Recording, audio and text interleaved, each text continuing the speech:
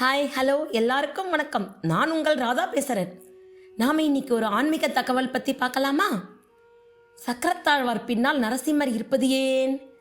திருமாலின் கையில் உள்ள சக்கரத்தை சக்கரத்தாழ்வார் என்பர். சக்கரத்தை வழிபட்டால் துன்பம் உடனடியாக தீரும் என்பது ஐதீகம். பக்தனான பிரகலாதனை காக்க திருமால் நரசிம்மராக அவதரித்தார். தாயின் கருவில் இருந்து வராததாலும் கருடருடன் வராத காரணத்தாலும் இந்த அவதாரத்தை அவசர திருக்கோலம் என்பர்.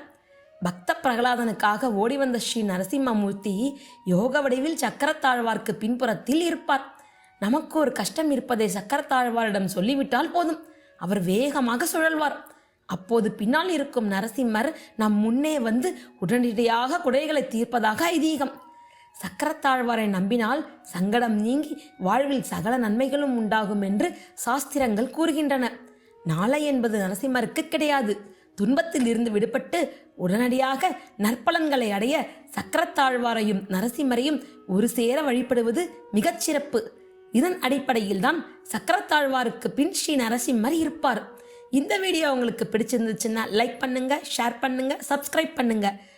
அடுத்த ஆன்மீக தகவலில் உங்களை சந்திக்கும் வரை உங்களிடமிருந்து விடைபெறுவது உங்கள் ராதா.